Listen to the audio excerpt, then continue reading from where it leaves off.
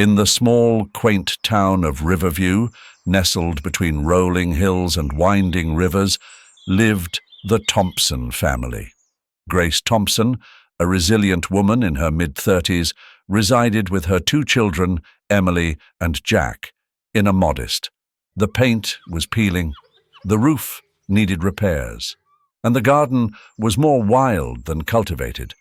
But it was their home, a sanctuary amidst the chaos of life.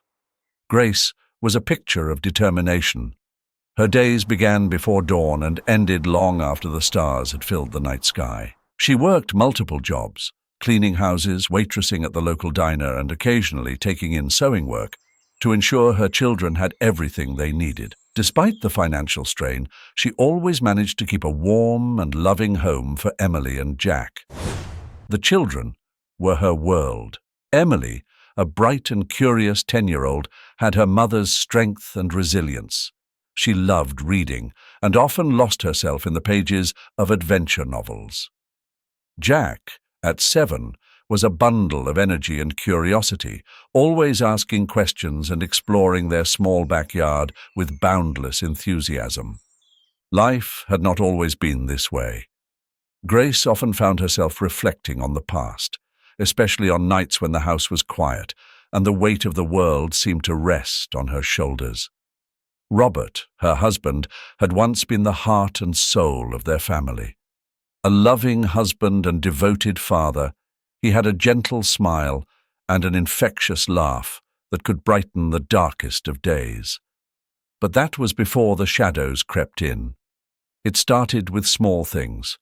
Robert becoming increasingly withdrawn, his eyes losing their spark. He began to hear whispers in the night, voices that only he could hear. Paranoia took root, and soon delusions followed. Grace tried to help him, to bring him back to the man he once was. But the illness was relentless. Flashbacks of happier times haunted her. She remembered their Sunday picnics by the river, Robert teaching Emily to fish while Jack chased butterflies. She clung to these memories, even as reality became a nightmare. Robert's behavior grew erratic and unpredictable. He accused Grace of conspiring against him, of plotting to take the children away. One night, the darkness inside Robert erupted. Grace was in the kitchen preparing dinner when Robert stormed in, his eyes wild and unrecognizable. He ranted about spies and betrayal, his voice a terrifying roar. Emily and Jack, sensing the danger, huddled in the corner of the room. Grace tried to calm him, but her words fell on deaf ears. Suddenly Robert lunged at her, a kitchen knife glinting in his hand. Grace's heart pounded in her chest as she grabbed a pot to defend herself. "Robert, please," she pleaded, her voice trembling. "Think of the children." But Robert was beyond reason. The madness had consumed him. In a frantic effort to protect her children, Grace managed to knock the knife from his hand. She screamed for Emily and Jack to run, her voice cracking with desperation. They bolted out of the house, their small feet pounding the pavement as they fled to a neighbor's home. With trembling hands, Grace called the police. The wait felt like an eternity, every second filled with fear and uncertainty. When the officers arrived, Robert had retreated into a corner, muttering to himself about unseen enemies. The police took him away, advising Grace to get a restraining order. The cold detachment of their words stung. A restraining order felt like a flimsy shield against the tidal wave of their reality. That night, Grace sat on the floor of her living room, holding her children close, feeling the weight of their world collapsing around them. The following days were a blur of exhaustion and helplessness. Grace navigated the bureaucratic maze to secure a restraining order while trying to maintain a sense of normalcy for Emily and Jack. The children, though young, sensed the gravity of their situation. Emily would often sit quietly, lost in her thoughts, while Jack clung to his mother, seeking reassurance. The night air in Riverview was bitterly cold, as Grace Thompson clutched her children's hands and walked down the deserted streets. Emily and Jack, shivering and exhausted, tried to keep pace with their mother. Their breaths formed small clouds in the air, mingling with the fog that hung low over the town. Grace's heart pounded with a mix of fear and determination. They needed to find shelter, and fast. "Mommy, I'm so cold," Jack whimpered, his small hand squeezing hers tightly. Emily, though quiet, looked up at Grace with wide, frightened eyes. "I know, sweetheart," Grace replied, her voice steady, despite the turmoil inside her. "We'll find somewhere warm soon. I promise." Grace had tried calling several friends and family members, but it was late, and no one had answered. Each unanswered call felt like a door slamming shut, leaving them more isolated. The streets, usually so familiar, now felt menacing and unwelcoming. As they turned a corner, Grace spotted the faint light of a local church. The stained glass windows, depicting scenes of hope and salvation, seemed to glow in the darkness. She hesitated for a moment, then led her children towards the building. The church had always been a place of solace for her, a beacon of hope in troubled times. Pushing open the heavy wooden door, Grace stepped inside, the warmth enveloping them like a comforting embrace. The church was empty, the silence broken only by the distant hum of a heater. She guided Emily and Jack to a pew near the back, their small bodies sinking into the wooden bench. "Stay here for a moment," she whispered, gently brushing a stray lock of hair from Emily's face. "I'll see if I can find someone to help us." Grace walked towards the front of the church, her footsteps echoing in the vast space. She saw a small side door slightly ajar, light spilling out into the main hall. Taking a deep breath, she knocked softly. The door opened, and a woman in her late 40s with kind eyes and greying hair pulled back into a neat bun stepped out. She wore a simple cardigan and a concerned expression. "Can I help you?" the woman asked, her voice gentle. "Yes," Grace began, her voice trembling despite her efforts to remain calm. "My name is Grace Thompson. My children and we need somewhere to stay. Just for tonight. We've been through a lot." The woman's eyes softened as she took in Grace's disheveled appearance and the desperation in her eyes. "I'm Martha," she said, extending a hand. "Come with me. Let's get you and your children somewhere warm." Martha led Grace back to the pew where Emily and Jack sat huddled together. "It's going to be all right," Martha said softly, bending down to their level. "You're safe now. Come with me." She guided them to a small basement room beneath the church. It was cold and damp, but it was a refuge. A few cots were set up along the walls with thin blankets folded neatly at the foot of each one. A small heater in the corner struggled to warm the space, but it was better than the frigid streets. "Thank you," Grace said, her voice thick with gratitude. "I don't know what we would have done without you." Martha smiled gently. "You're welcome. It's not much, but it's safe. You can stay here as long as you need." Emily and Jack climbed onto one of the cots, curling up together under the blankets. For the first time that night, Grace saw a flicker of relief in their eyes. She sat down on the cot next to them, feeling the tension in her body begin to ease. Martha returned with a tray of warm soup and bread. "Eat something," she urged. "You all look like you could use a good meal." Grace watched as her children ate, their eyes heavy with exhaustion. She took a few sips of the soup, feeling the warmth spread through her, easing the chill that had settled in her bones. As the children drifted off to sleep, Grace sat quietly, listening to their soft breathing. She glanced around the basement, taking in the cold, bare walls and the flickering shadows cast by the heater's glow. It wasn't home, but it was safe. "Thank you, Martha," Grace said softly, looking up at the woman who had given them refuge. Martha sat down beside her, placing a comforting hand on her shoulder. "You're welcome, Grace. Rest now. You and your children are safe here." For the first time in days, Grace felt a small sense of security. As she lay down next to her children, she whispered a silent prayer of gratitude. They had found a haven in the darkness, a place where they could begin to heal. 2 weeks had passed since Grace Thompson and her children had taken refuge in Martha's basement. The days blended into one another, a routine emerging from the chaos of their lives. Each morning, Grace would wake early, the cold dampness of the basement, a stark reminder of their predicament. Yet there was a sense of safety here, a fragile peace that had eluded them for so long. Martha was a godsend. Every day she would bring down warm meals, simple but hearty fare that nourished both body and soul. She never asked for anything in return, but Grace insisted on helping around the church. It was the least she could do to repay Martha's kindness. "Grace, you don't have to do this," Martha said one morning as she found Grace scrubbing the church's wooden floors.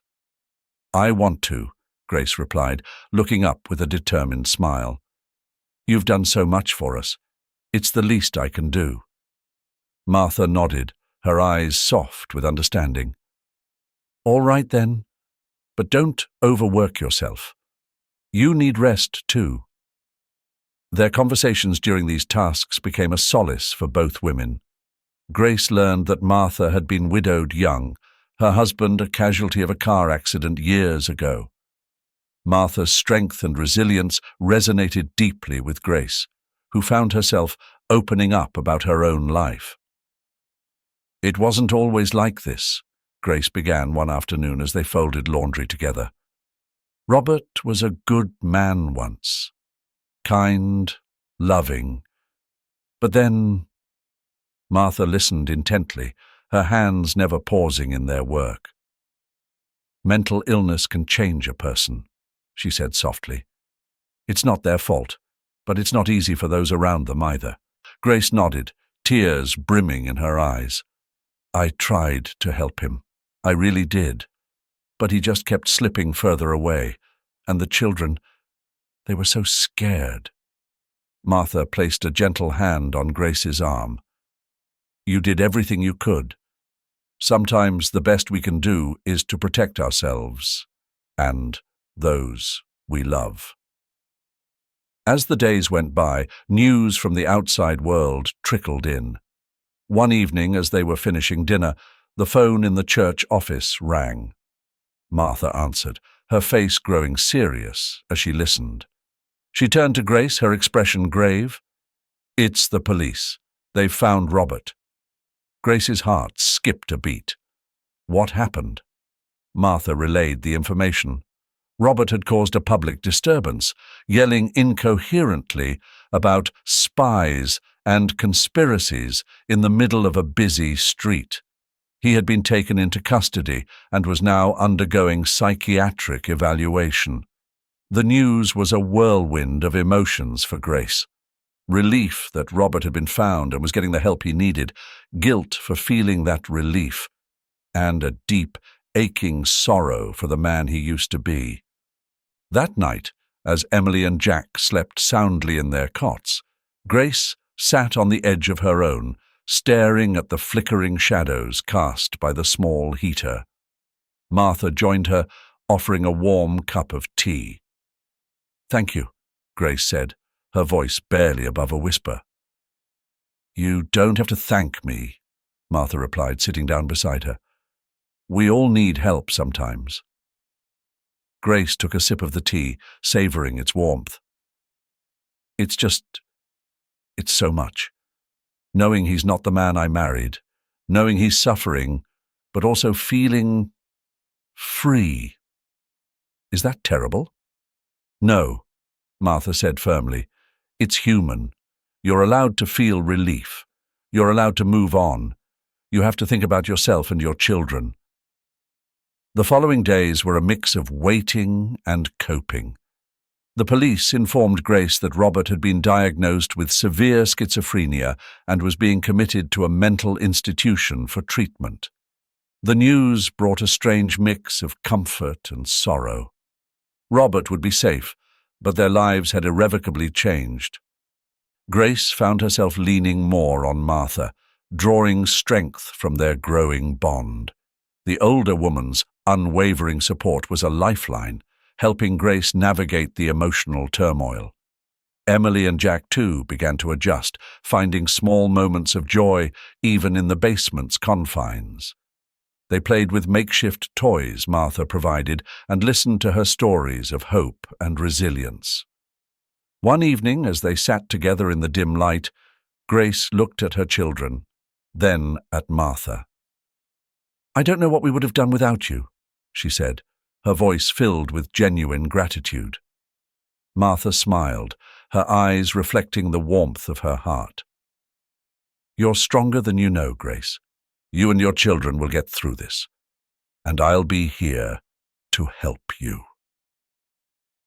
As the second week drew to a close, Grace began to feel a renewed sense of hope. With Martha's kindness and the strength she found within herself, Grace knew they could face whatever came next. The day Grace Thompson and her children returned home was one of mixed emotions. The familiar sight of their modest house in Riverview, now both a sanctuary and a reminder of past turmoil, loomed ahead. Emily and Jack stood close to their mother, their eyes wide and apprehensive. Grace took a deep breath, squeezing their hands reassuringly. "We're home," she said softly, trying to infuse her voice with a confidence she didn't entirely feel. "It's going to be all right." The front door creaked as they entered, the echo of their footsteps resonating in the silence. Dust motes danced in the sunlight streaming through the windows, highlighting the disarray that Robert's illness had left behind. Grace felt a pang of sadness, but quickly pushed it aside. There was work to be done. "All right, kids," she said, her voice firmer now. "Let's start with the living room. We need to make this place ours again." Emily and Jack nodded, their faces set with determination. They began by collecting the scattered toys and books, stacking them neatly on the shelves. Grace moved methodically through the house, changing the locks on the doors and windows, each turn of the key a symbolic step towards reclaiming their space. The cleaning was a cathartic process. Grace scrubbed the floors, washed the windows, and aired out the rooms. Each stroke of the cloth, each sweep of the broom felt like wiping away a bit of the past. Emily and Jack helped as best they could, their small hands eager to restore their home to a place of safety and love. By evening, the house was transformed.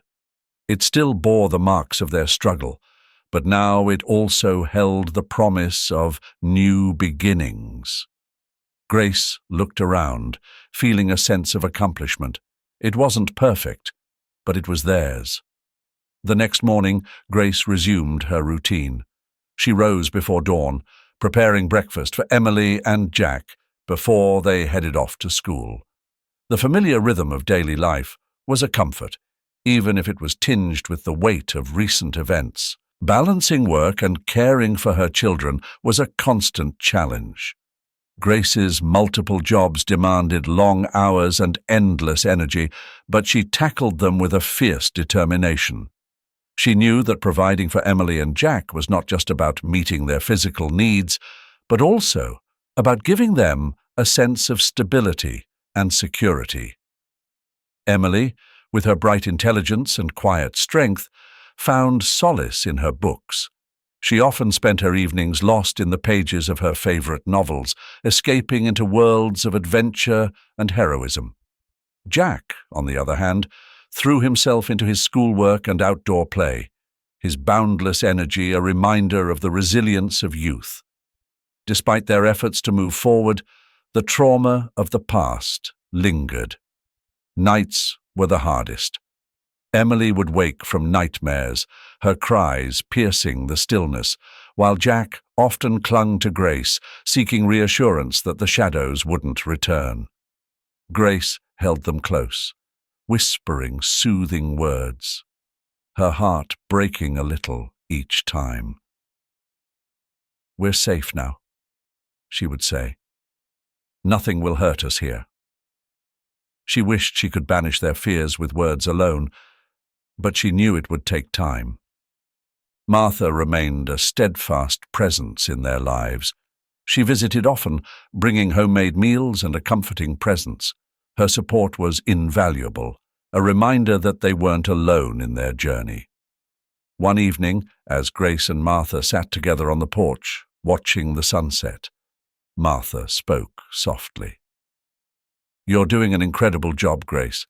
I see the strength in you and your children. It's inspiring." Grace smiled, though her eyes were weary. "Some days it feels like I'm just holding it all together by a thread." Martha nodded. "It's okay to feel that way. You've been through so much. But look at what you've accomplished. You've given Emily and Jack a home, a safe place to heal." Grace sighed, her gaze fixed on the horizon. "I just want them to be happy, to feel secure." "They will," Martha assured her. "With a mother like you, they have all the love and strength they need." As the weeks passed, Grace continued to rebuild their lives. She found moments of joy in the small things. Emily's laughter as she read a particularly funny passage from her book, Jack's exuberance as he discovered a new bug in the garden. Grace's determination never wavered. Each day was a step forward, a testament to her resilience and her unwavering love for her children. The community center in Riverview was buzzing with activity. It was a crisp autumn evening, and the annual charity event for the foundation supporting orphaned and homeless children had drawn a sizable crowd. Grace Thompson stood at the edge of the room, feeling slightly out of place amid the bustling attendees. She had come at Martha's insistence, who believed it would do her good to be part of something bigger than her own struggles. As Grace sipped her punch and scanned the room, her eyes were drawn to a man standing on the small stage. He was in his late 40s, with a commanding presence and a kind smile. His voice, rich and steady, carried across the room as he spoke passionately about the Foundation's mission. "Every child deserves a chance," he said, his gaze sweeping the audience. "A chance to feel safe, to be loved, and to believe in a future where their dreams can come true. Our work is not just about providing shelter, but about building hope." Grace found herself captivated by his words.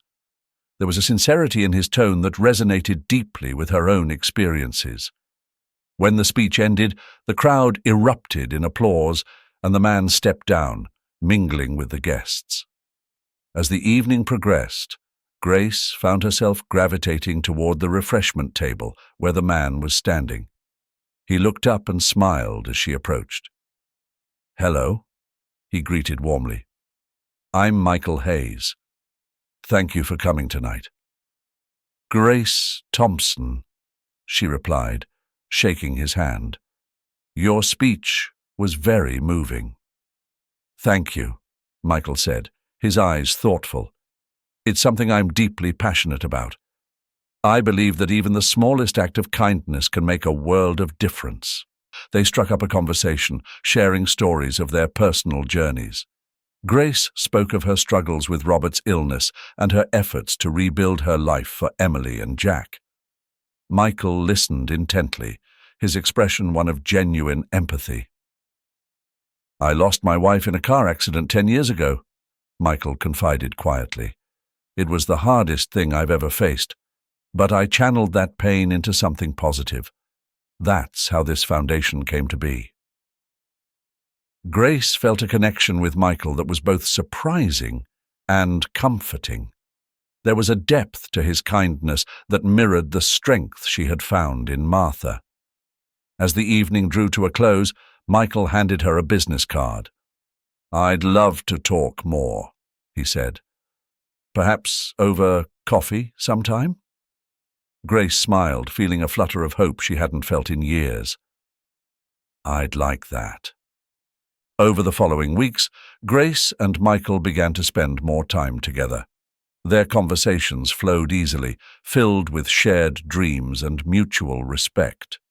Michael admired Grace's resilience and dedication to her children, while Grace was inspired by Michael's commitment to his cause and the way he had turned his grief into a force for good.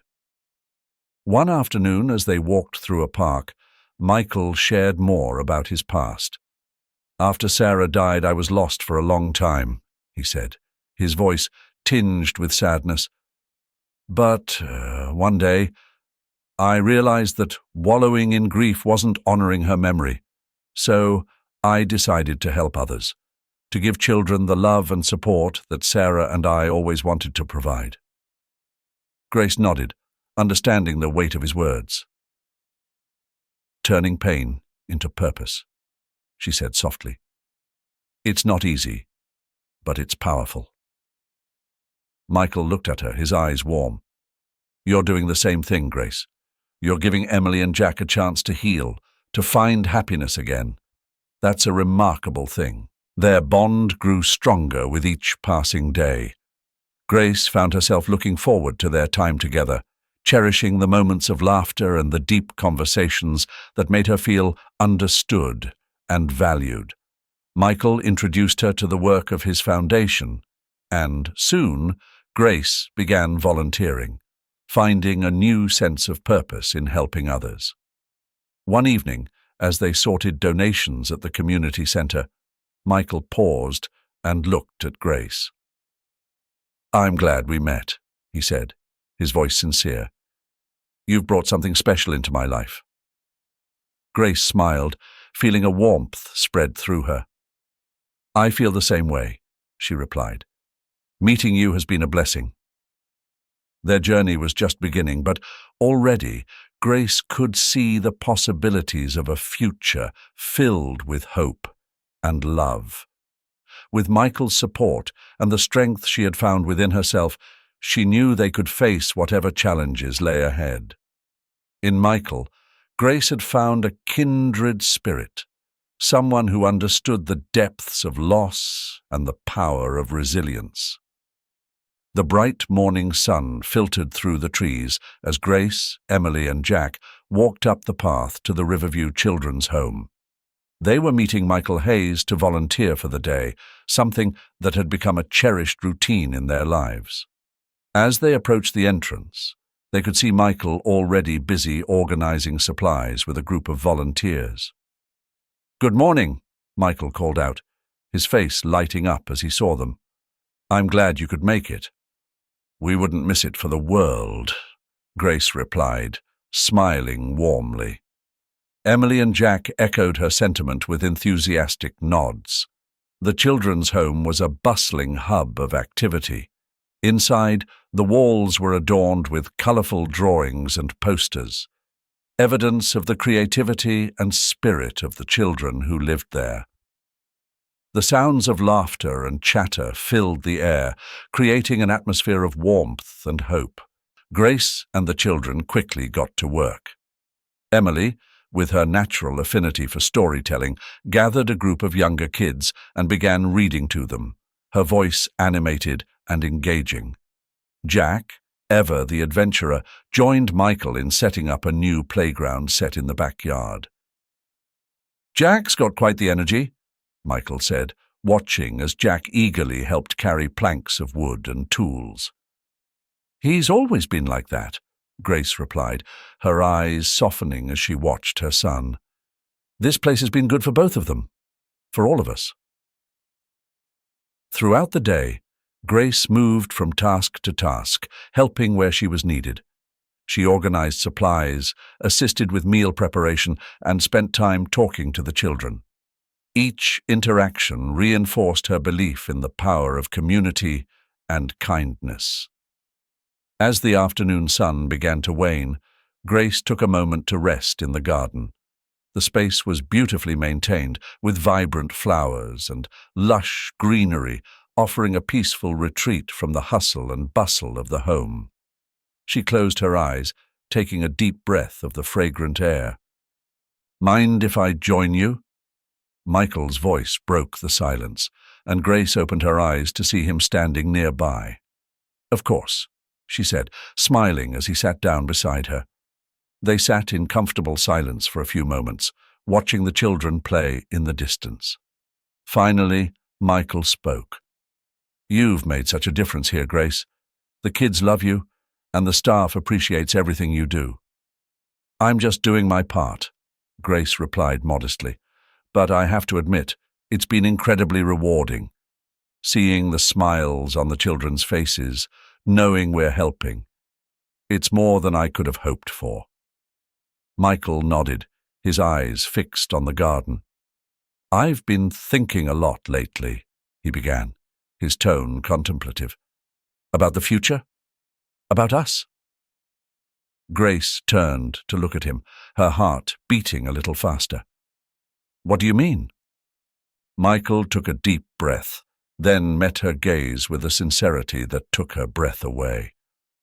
"Grace, you and your children have become such an important part of my life. I can't imagine a future without you in it. I've seen how strong you are, how much love you have to give, and I want to be a part of that. For all of us." Grace felt her eyes fill with tears, but she blinked them away, not wanting to miss a word. "Grace Thompson," Michael said, reaching into his pocket and pulling out a small velvet box. He opened it to reveal a simple yet elegant ring. "Will you marry me?" Grace's hand flew to her mouth, her emotions overwhelming her. She had never expected this, never imagined finding such love and support after everything she'd been through. "Yes," she whispered, her voice choked with emotion. "Yes, Michael, I will." Michael slipped the ring onto her finger, and in that moment the world seemed to fall away, leaving just the two of them and the love they shared. They embraced, holding on tightly as if to anchor themselves in this new reality. The sound of laughter brought them back to the present, and they looked up to see Emily and Jack running towards them. "What's going on?" Jack asked, his eyes wide with curiosity. "Michael asked me to marry him," Grace said, her voice filled with joy. "And I said yes." Emily and Jack's faces lit up with happiness. "Does this mean we get to call you Dad?" Jack asked, his voice filled with hope. Michael smiled, his eyes shining. "If that's what you want, then yes, it does." Emily and Jack threw their arms around Michael and Grace, the four of them forming a tight-knit circle of love and joy.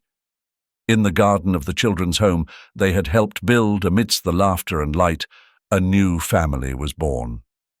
As the sun set over Riverview, Grace felt a profound sense of peace.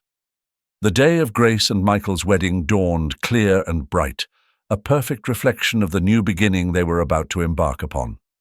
The ceremony was held in the garden of the Riverview Children's Home, a place that had become so meaningful to both of them. Friends, family, and many of the children they had helped filled the space, their faces beaming with happiness. Grace stood nervously at the edge of the garden, adjusting the simple yet elegant dress she had chosen for the occasion. Emily and Jack were by her side, both looking proud and excited. Emily held a small bouquet of wildflowers, while Jack fidgeted with his tie, clearly eager for the festivities to begin. "You look beautiful, Mom," Emily said, her voice filled with admiration. "Thanks, sweetheart," Grace replied, her heart swelling with love for her daughter. "Are you ready?" Jack nodded enthusiastically. "I can't wait! This is going to be the best day ever!" With a final deep breath, Grace took Emily and Jack's hands, and they walked together down the makeshift aisle. Michael stood at the other end, his eyes shining with love and anticipation. He was surrounded by friends who had become like family, all of whom had supported them through their journey. The ceremony was simple and heartfelt. The Efficient, a close friend of Michael's from the foundation, spoke about the power of love, resilience, and new beginnings. Grace and Michael exchanged vows, their words reflecting the deep bond they had formed through shared struggles and triumphs. "I promise to stand by you," Grace said, her voice steady, "to support you in all that you do, and to love you with all my heart." "And I promise to cherish you," Michael replied, his eyes never leaving hers, "to build a future together, filled with love and hope." As they exchanged rings, a sense of peace and completeness settled over Grace. She glanced at Emily and Jack, who were watching with wide, happy eyes. This was more than just a wedding. It was the beginning of a new chapter for all of them. The reception was a joyous celebration. There were no extravagant decorations or elaborate meals, just good food, laughter, and the warmth of community. Children ran around, their laughter mingling with the sound of music, while adults shared stories and congratulated the newlyweds. Later, as the sun set and the stars began to twinkle in the sky, Grace and Michael stole a quiet moment together. They stood at the edge of the garden, looking out over the gathering. "This feels like a dream," Grace said softly, leaning into Michael's embrace. "It's real," Michael replied, kissing the top of her head. "And it's just the beginning." Adjusting to their new life as a blended family had its challenges, but the love and respect they shared made it easier. Emily and Jack quickly grew fond of Michael, who became a steady, loving presence in their lives. Grace found herself thriving in this new chapter. She became even more involved in the foundation, taking on leadership roles and initiating new projects. Her work brought her immense satisfaction, and she found fulfillment in helping others the way she and her children had been helped. One of her favorite projects was a mentorship program for the older children at the home. Grace, drawing from her own experiences, provided guidance and support, helping them navigate the challenges of adolescence and prepare for the future. "Remember, you're stronger than you think," she would tell them, echoing the words Martha had once said to her. "You can achieve anything you set your mind to." Her efforts did not go unnoticed. The foundation flourished under her and Michael's joint leadership, expanding its outreach and helping more children than ever before. Grace's personal growth mirrored the growth of the foundation. She became more confident, more assertive, and more at peace with herself. Michael often watched her with admiration. "You're incredible, you know that?" he said one evening as they reviewed plans for a new community center. Grace smiled, her eyes sparkling with happiness. "We make a pretty good team, don't we?" "Better than good," Michael replied, pulling her into a gentle embrace. "Together, we're unstoppable." As the months turned into years, their family continued to grow in love and strength. The children thrived, finding their own paths and passions, supported by the unwavering love of their parents. Grace and Michael's bond deepened, their partnership in life and work becoming a source of inspiration for those around them. Jack Thompson sat at the kitchen table, staring at the old photograph of his father, Robert.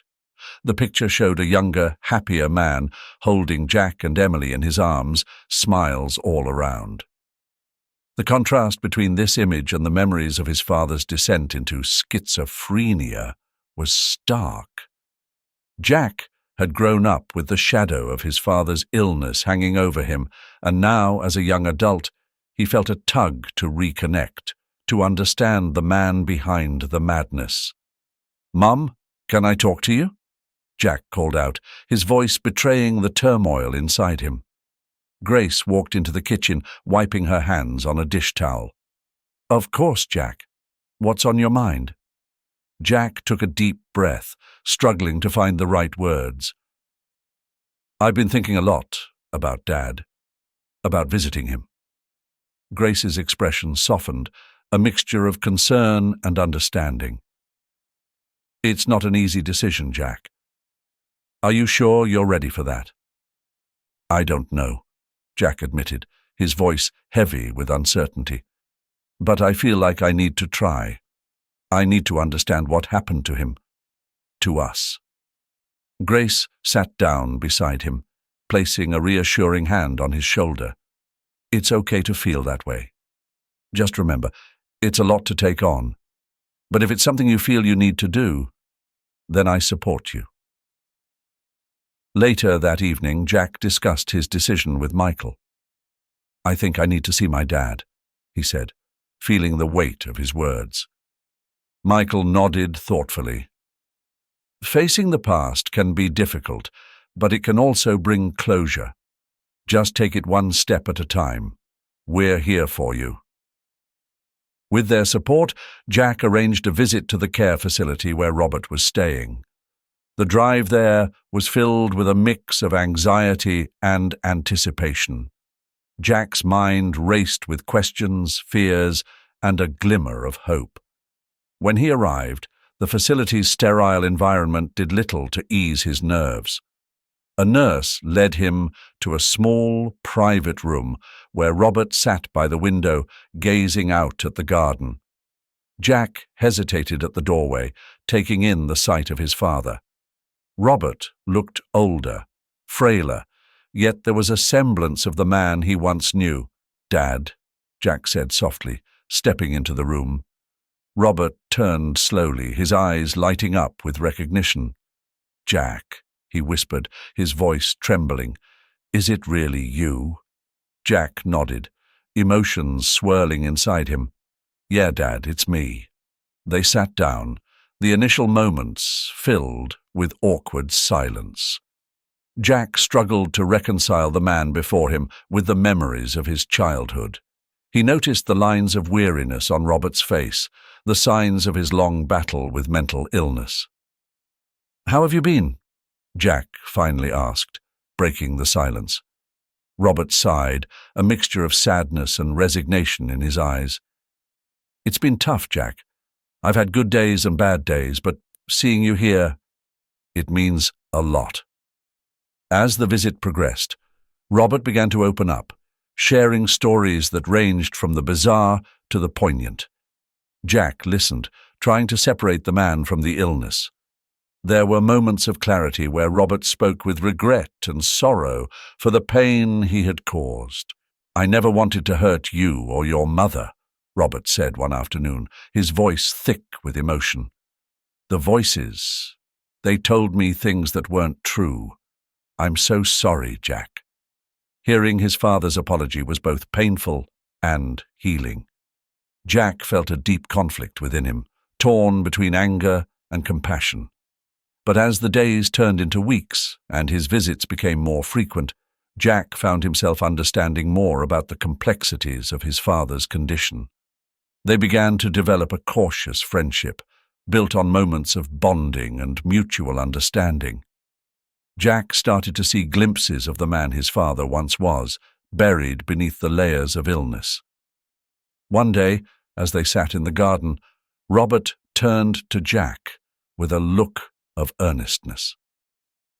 "I know I can't undo the past," he said, "but I want you to know that I love you, and I'm proud of the man you've become." Jack's eyes filled with tears. "I love you too, Dad, and I forgive you." Saying those words brought Jack a sense of peace he hadn't expected. Forgiving his father didn't erase the pain of the past, but it allowed him to move forward, free from the burden of unresolved anger. The journey of reconciling with his father was far from easy, but it was a path that brought healing to both of them. Jack found solace in the understanding that his father's actions were not entirely his own, and Robert found a measure of redemption in his son's forgiveness. As Jack drove home from the facility, he felt a newfound sense of clarity.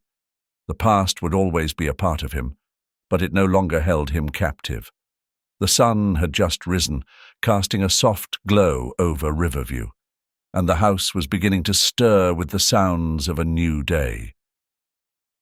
Grace was in the kitchen preparing breakfast, while Emily and Jack were getting ready for school. The phone rang, breaking the morning calm.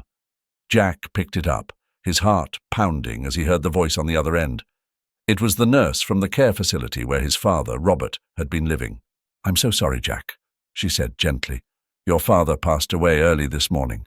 It was a heart attack." Jack felt a wave of emotions crash over him: grief, shock, and an unexpected sense of relief. He thanked the nurse and hung up the phone, standing in the middle of the living room trying to process the news. "Jack?" Grace called from the kitchen. "Who was that?" Jack took a deep breath and walked into the kitchen where his mother was setting the table. "It was the care facility," he said quietly. "Dad's gone. He had a heart attack this morning." Grace's face fell and she immediately moved to hug her son. "Oh, Jack, I'm so sorry." Emily, who had overheard the conversation, joined them, her eyes wide with concern. "Is Dad really gone?" Jack nodded, feeling the tears well up in his eyes. "Yeah, he is. But they said he went peacefully." The news of Robert's death cast a somber mood over the house. The family spent the day together, sharing memories and supporting each other through their grief. Although Robert's passing was a loss, there was also a sense of closure.